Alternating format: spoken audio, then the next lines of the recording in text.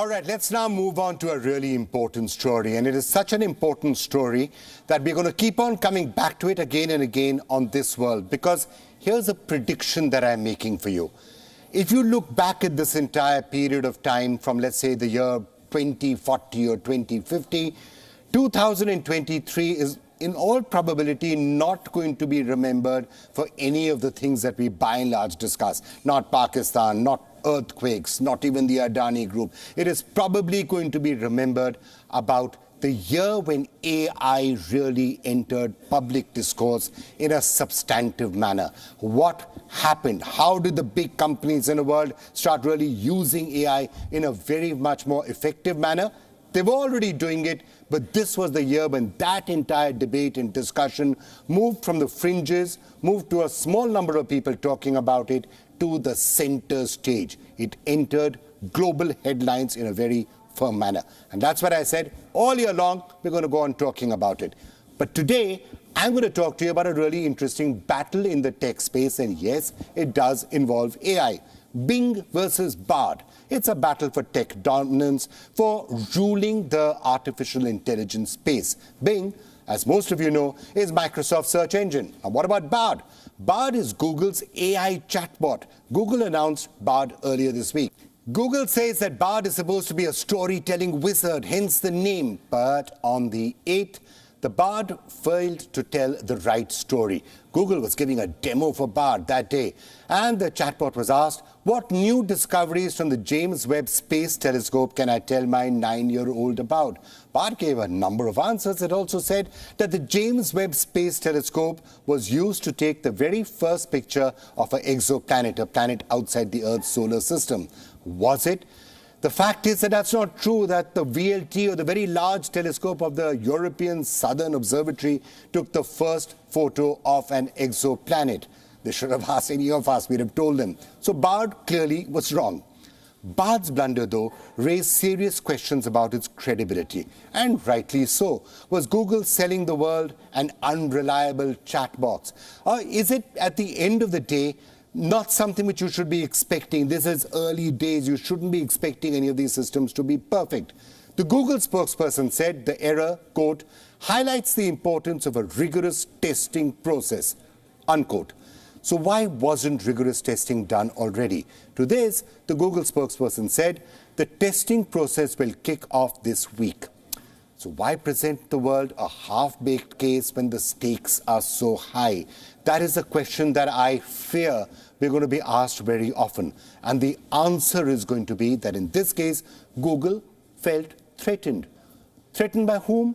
By ChatGPT. Now, that chatbot was launched, as you know, by OpenAI in November 2022. And ever since then, people just aren't getting enough of ChatGPT. It's been one of the fastest growing consumer apps or sites in history.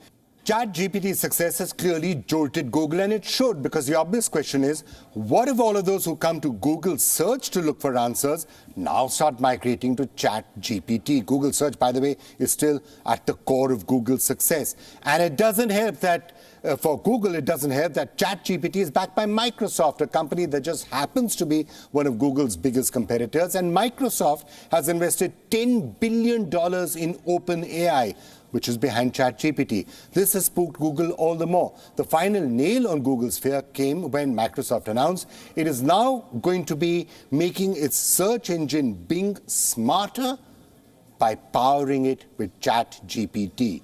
But even more serious for Google, what happens if Bing now starts to answer questions asked to it in conversational language and reply in conversational language, give people the exact answers that it wants? How is that going to work? What is going to happen? Is it an existential crisis? So that was it for Google. Within 24 hours, it demoed Bard, and the rest is history. That particular hurry cost Alphabet $100 billion in market value. Its shares slid 9%, which is Alphabet's biggest drop in the last 3 months. Now, how should all of this competition concern you?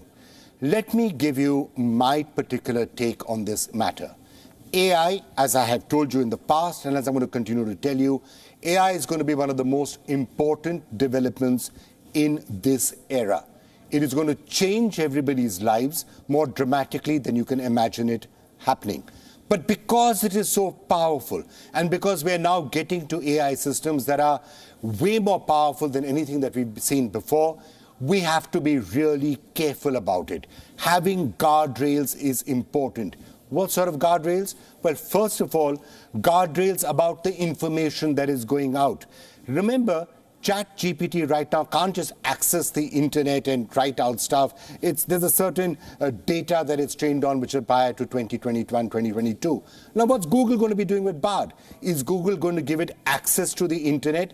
Can it go off and surf the internet by itself and come out and give you answers? Because if it does that, what happens if it is accessing wrong information? There's plenty of fake information everywhere in the world.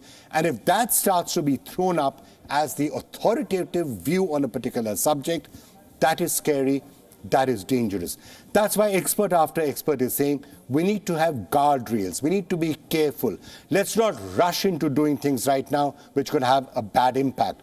And the real danger in this is when you are having existential concerns for companies. If their corporate rivalry is all that matters and their stock prices what matters, sometimes shortcuts will be taken, and those shortcuts could be dangerous. But that's only part of the story. Something that I'm going to talk to you about perhaps next week or week after next is the more existential threat. If you don't have guardrails around AI, then there are more scary things that can happen. You know, the rise of Skynet type things. This is not the time to scare you with all of that, but it is something that we should be thinking about, and I'm going to talk to you a lot more about this in the near future.